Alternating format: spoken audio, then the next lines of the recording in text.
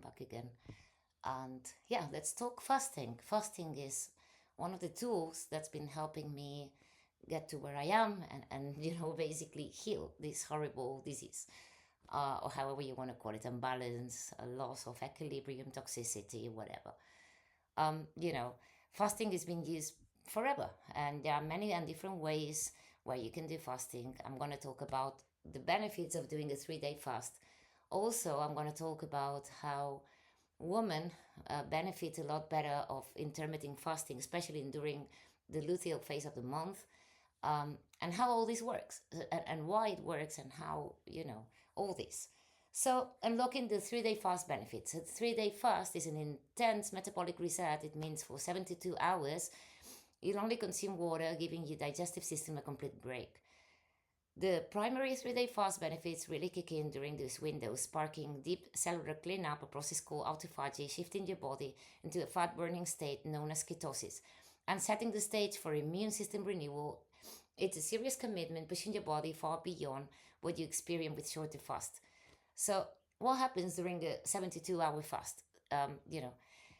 You're giving your body a much needed long weekend, let's say. I do, and I constantly do, um, which I've been doing for 2 years already, I think, intermittent fasting. I eat once a day. And, thinking about eating more than once a day now is just silly to me. It doesn't even make any sense anymore. It is true that just before the period, I do have some, yeah, a bit more hunger, and then I act accordingly. But the rest of the month, it just feels completely natural to me, especially doing this kind of, keto diet that really, for me, it's been a lifesaver for my liver, for myself, for my gallbladder, for my hormones, which I'm still fixing to stop the inflammation during that part of the month. This is why my face is like this today, and so on. So your body's transformation timeline, the metabolic journey isn't just a switch that flips at 72 hours mark. It's a progressive transformation with distinct stages, each unlocking different benefits along the way. You'll start noticing changes from day one as your body adapts. So the key shifts you can expect is metabolic switching. Your body's go-to fuel is usually glucose, sugar. During a fast, it pivots to burning fat, producing ketones for energy. This provides a remarkably stable and efficient fuel source, especially for your brain. Especially for your brain. I mean, no joke. This is one of the parts where you will feel more clear, no? Cellular autophagy, this is your body's built-in recycling program. It starts seeking out and breaking down dysfunctional old and damaged cellular parts, turning that junk into raw materials for fresh and new components. Immune system reset, a prolonged fast can help clear out old, worn out immune cells. When you start eating again, your body is prone to generate new, more effective ones to take their place. So the timeline gives you a great visual of the milestone your body hits from enhanced brain function early on the peak cellular recycling by the end. So major biological processes get activated at each 24 interval, with the most profound cellular repair happening by the 72-hour mark. So, fasting for 3 days have been a core practice in cultures worldwide for centuries, both for spiritual and health purposes. So, the fasting part can also be used to connect better with all the spiritual things, to clear your mind. We are meant to fast. That's it. We are not meant to be eating constantly a million times a day. And obviously, leaving time for this is, and beating that let's call, most of the people nowadays are insulin resistant anyway. So beating that fear of hunger, that moment where you cross the barrier between that and, for us chronic illness patients, this is nothing. We are constantly in this hard detox situation that we're going to live this anyway, no matter what we do every day. Therefore, when we do this, yeah, we're going to feel kind of worse for a few days, but then later on it's fine. And when you've been feeling like this and you've been going through all these things, this is nothing. But for a normal average person, let's say that they are healthy, I'm saying between brackets, but because very few people in this world nowadays is actually healthy, it might be harder because they never experience this kind of situation, no? So your body's timeline during the 3 day fast, basically, to have a clear picture what happens in this 72 hours water fast. There's also dry fast, but we're going to talk this about another day, some other day. Um, From the 0 to 12 hours glycogen depletion, your body uses up its stored sugar, glycogen, and you might feel hunger, initial cravings, and kind of normal energy levels, but and they might, yeah, you might still feel kind of normal just with a lot of hunger, especially if you're insulin resistant and you're not already in a kind of keto diet or that kind of thing. It might be a lot harder to do, but this is the barrier, right? 12 to 24 hours, ketosis begins. Glycogen's gone, your body starts producing ketones from fat. So you would get increased mental clarity, but also the keto flu symptoms like headaches, that kind of stuff, especially headaches and brain foggy and fatigue and that kind of stuff. This is normal. Uh, for people again that already they do a fast, but they are intermittent fasting or they are on a keto diet, they are not going to feel it. We had felt that already when we started the diet like this.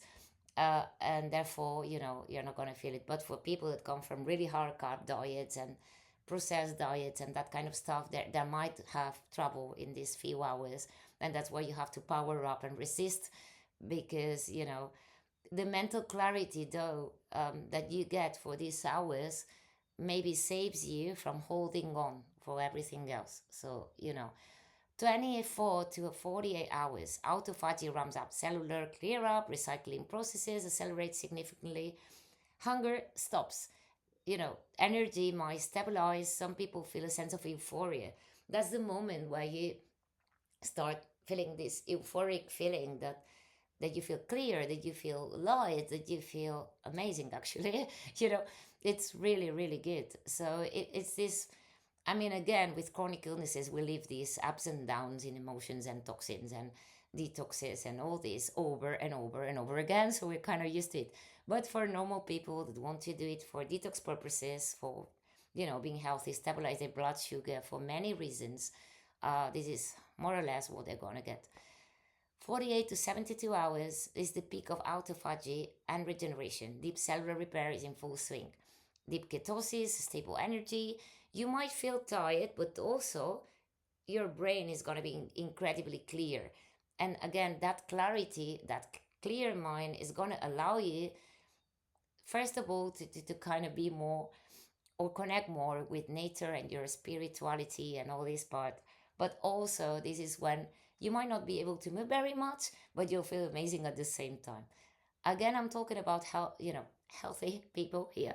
I'm not talking about people that are already sick and people that already are on keto diets and so on, and they do fasting in between. So, understanding these stages can make the experience feel less intimidating and more like a guided process. It's a powerful reminder that your body knows exactly what to do when given the chance to rest and repair. Something very interesting also is if you do it longer, say a 7-day fast, and you know exactly what to do and how to break the fast later on, and again, be careful with all this, but don't be scared of it because it's nature. That's how we work, and there's nothing to worry about. I would be more scared to eat 10 times a day Nutella and God knows what. Just be mindful of what every person is capable, especially if you've never done it before. Obviously, don't jump into a 7-day fast. Just build it slow and read about it and know what you do and so on. So, the power of metabolic switching to ketosis, one of the most profound benefits of a, let's say, 3-day fast, kicks off with a fundamental energy flip inside your body. Think of your body as a hybrid car that has only ever run on gasoline, in this case glucose from the food you eat. A 72-hour fast essentially forces it to tap into its clean, efficient electric engine, which is ketones, so made from your own body fat. This entire process is called metabolic switching, and it's a gateway to the deep cellular repair works that follow. No, for the first 12 to 24 hours of the fast, your body is busy burning through the leftovers of glucose, which stored in your muscles and liver and as glycogen. Once the tank is empty, a powerful signal gets sent to your liver. That's when the liver starts breaking down the stored fat and converting it into powerful energy molecules called ketones. This state, known as ketosis, is where the real magic starts to happen. The body is now officially running on a completely different and arguably superior fuel source. So, from unstable sugar to steady ketones. Switching from glucose to ketones is much more than a simple fuel swap. It changes your entire metabolic environment. Glucose delivers quick, often spiky burst of energy, which leads to that all too familiar cycle of energy crashes and cravings, energy crashings and cravings, where you need to eat constantly, like every 5 minutes. I need to eat, I need to eat, I need to eat. Otherwise I feel hungry. Otherwise I feel dizzy. Whatever. This is not normal. It is not normal. I mean, I'm sorry to say. So this transition unlocks several key benefits. You can actually feel stable energy levels without the constant peaks and valleys of blood sugar. Many people report feeling of smooth, consistent energy all day long, reduced inflammation. Ketones themselves have a natural anti-inflammatory properties, helping to quiet down the systemic inflammation that drives so many chronic health problems. Improve insulin sensitivity, giving your body a long break from processing sugar allows your insulin receptors to reset and become more responsive again. This is a huge win for your overall metabolic health. The shift to a ketone based metabolic is a core reason why many report feeling exceptional mental clarity during the second and the third days of the fast. The brain loves ketones, finding them to be a more efficient fuel source than the glucose. So, the biggest benefits we get from this are especially brain related. Our brain is going to feel clearer, we're going to feel a lot better, we're going to think a lot clearer. And yeah, I mean, no wonder they want us on sugar constantly with brain fog. And if you come from these diseases where already this is the main issue, um, yeah, this is going to be incredibly, incredibly beneficial to clear your brain from this neuroinflammation. Many people nowadays are neuroinflamed and they don't realize that this, whatever, depression, anxiety, whatever the hell the names they want to put into that, are actually inflammation and are completely reversible. But the problem is when you're constantly doing spikes up and down, and you're not realizing in the downs, usually you get anxiety, and this constant up and down, is going to affect your brain, obviously your body as well, both things. So, it takes time when you come from really high carb processed diets, or if you've been sick, it does take time also to coordinate this with hormones and create a steady environment where mast cells and inflammation is no longer flaring, especially with estrogen, right? So the brain benefits on ketosis are incredibly, you know, the brain needs ketones, and it absolutely thrives in a ketogenic state. The steady fuel from ketones help eliminate the brain fog that so often comes with fluctuating blood sugar. But this enhanced cognitive function isn't just a subjective feeling. Ketones are also known to support the production of brain derived neurotrophic factor, BDNF, a protein that acts like a fertilizer for your brain cells. It encourages the growth of new neurons and protects the ones you already have. This is amazing, actually.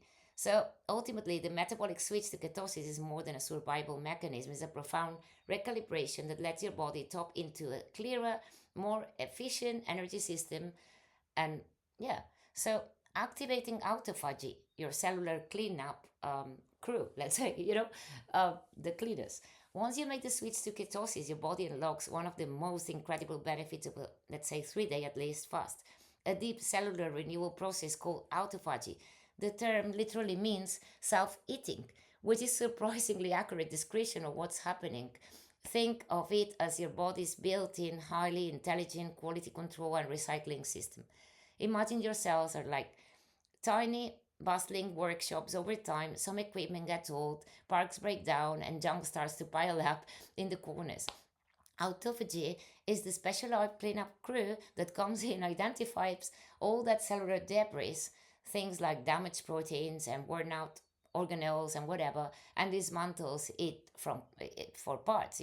These recycled components are then used to build new, pristine cellular machinery, helping the whole workshop run more smoothly. While this process is always, you know, ticking along low level, a 72-hour fast gives a massive boost, turning a routine tidy up into a major spring deep clean, let's say. Uh, so yeah, the fasting cylinder for deep clearing. So why does fasting kick this process into high gear when your body isn't constantly busy digesting and storing nutrients from food? It finally has the chance to shift its energy towards internal maintenance and repair. The metabolic shift that comes with fasting sends a powerful signal to our cells. It's time to clean, efficient, and be lean, efficient, and resilient. This cellular spring cleaning isn't just about being neat, it's a core survival mechanism by clearing out the junk that can cause dysfunction, cells reduce internal stress, work better, and become far more resistant to disease. I mean, I believe the reason why, again, sugar spikes going up and down, actually, every time that you do this sugar spike, you're suppressing your immune system for, I can't remember how many hours, but hours. So just imagine what happens if you are constantly doing this up and down the spikes. Eventually, your immune system's gonna say, well, I can't do this, my job. And if it can't do the job, you're gonna get filled with candida, parasites, and everything starts building up, and you cannot defend yourself from anything because your body's too busy with these ups and downs in sugar and your liver as well to process anything else. So that's how we get sick. That's how chronic illness happens. And that's how long it's gonna take, depending on how many years you actually been doing that. So from cellular junk to renewed vitality. So the downstream effects of innate autophagy are incredibly broad, touching everything from your brain function to your metabolic health. Is the ultimate form of preventative maintenance for your body. Here's a closer look of what this powerful cleanup crew accomplishes. Clears out damaged proteins. Misfolded proteins can gum up the works inside the cell and are linked to various neurodegenerative diseases. Autophagy clears them out. Recycles all mitochondria. Your mitochondria are the power plants of your cells. Autophagy removes the old, sputtering ones, paving the way for new, efficient mitochondria to take their place. This can lead to a noticeable boost in energy because those, let's call them sick mitochondria, are not, yeah, are renewed, let's say. Bolster cellular defenses by tidying up from the inside. Autophagy reduces internal stress, making your cells stronger and better able to handle external threats. So, this deep internal renewal is a cornerstone of what makes a 72-hour fast such a powerful reset. It's not just about avoiding food, but about the incredible restorative work and your body's doing in the background. So, autophagy and its link to longevity. Scientists are especially excited about the connection between autophagy and healthy aging. It turns out that many of the hallmarks of getting older, like declining mitochondrial function and the buildup of faulty proteins, is what autophagy is designed to fix. And the problem is nowadays, kids that are 6, 7, teenagers, to people in their 20s, 30s, whatever, are just as sick, like if they were 80 or 90 already. This is, you know, yeah, I think we have to rethink the way we eat socially as well, and the way that we think, or they made us think that we have to eat and live, because obviously it's not working at all. It's just not. So a 3-day fast can reboot your immune system basically. Beyond the changes in your metabolism and cellular cleanup, and one of the most powerful outcomes of a at least 3-day fast is a full scale reboot of your immune system. Think of it like a computer that's been running for years. It gets, bogged down with all files and glitchy software. A 72-hour fast acts like a hard reset, wiping the slate clean, restoring the system to a peak efficiency.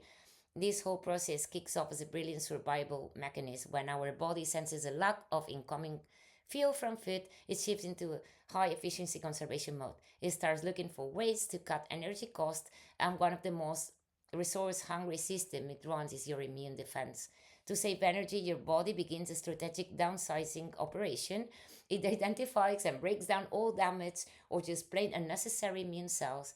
The initial culling of worn out components is the critical first step. It not only conserves precious energy, but also cleans the house, renewing the very cells that might be contributing to dysfunction or chronic low grade inflammation.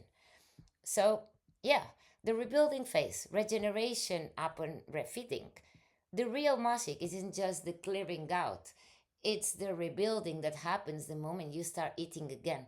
As old blood cells are clearing away during the fast, it sends a powerful signal to your hematopoietic stem cells. Sorry, this word is hard. The master cells, basically in your bone marrow, that can generate any blood or immune cell your body needs. This signal flips a regenerative switch when you reintroduce nutrients again. These stem cells roar to live, into life, basically producing a fresh army of brand new, highly effective immune cells. It's a complete system overhaul, replacing an old tired workplace with a young, vigorous, and more capable one. So the cycle of depletion and regeneration brings a few powerful benefits. A more efficient system, the new immune cells are better at their jobs, more accurately identifying and neutralizing genuine threats. A more balanced response, it helps rebalance the entire system, which might help tone down autoimmune like responses where the body mistakenly attacks itself. And again, I don't believe that's the case. It's not that it's attacking itself, it's attacking the pathogens that you cannot fight because they are suppressed. So it's a different story. A more balanced response, and greater resilience, a younger and healthier immune system is simply better prepared to handle whatever challenges come next. So, yeah, when you have systemic inflammation, another piece of the puzzle, which is this inflammation, um, is basically this is just a short-term inflammatory response is a vital part of the healing, but when it's chronic and systemic, obviously this has to be tackled in different angles. So the immune system reset is one of the most compelling 3-day fast benefits. It's a natural process that shifts your body from a state of simple maintenance to one deep, meaningful renewal, leaving you with a smarter, stronger, resilient defense system. Therefore, inflammation is going to lower as well. Um, so, how can you navigate the fast safely and successfully? Easing into your fast.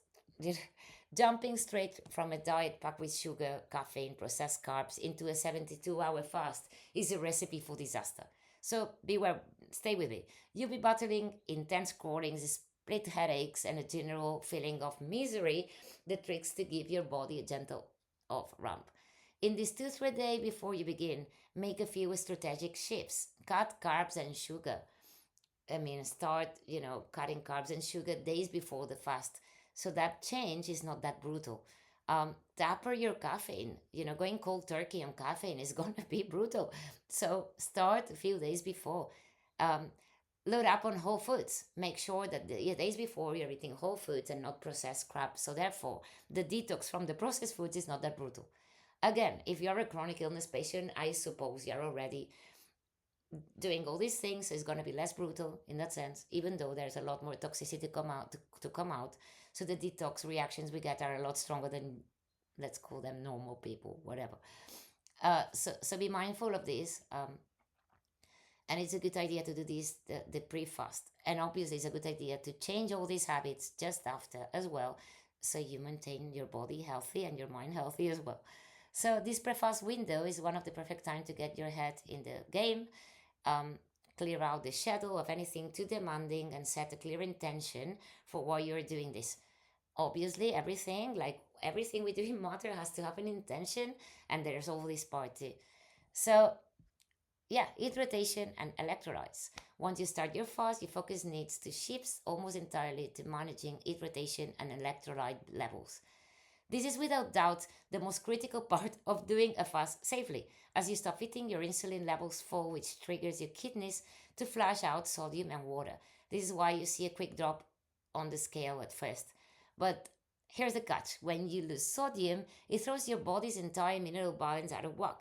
So the key players are sodium, potassium, and magnesium, are the engines that run your nerves and muscles, and without them, you're settling yourself up for headaches, dizziness and lightheadedness, crushing fatigue, painful muscle cramps.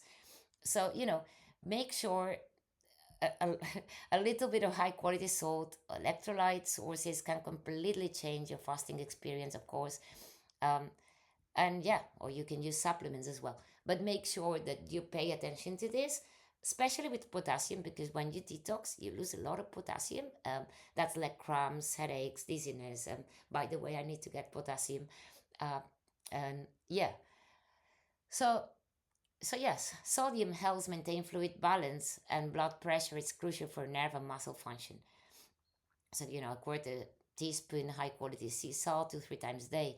Potassium works with sodium to regulate fluid balance and is vital for heart rhythm, muscle contractions, and so on. Magnesium supports over 300 enzymatic reactions and helps prevent muscle cramps and aids in relaxation and sleep.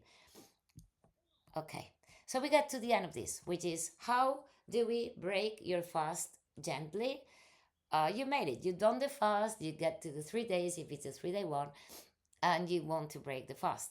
The goal is generally woke up your digestion back up, let's say. So your very first meal start with something incredibly light and easy to digest. Bone broth uh, is the gold standard. It's soothing, packed with electrolytes, a small handful, steamed veggies, maybe a few slices of avocado if you like.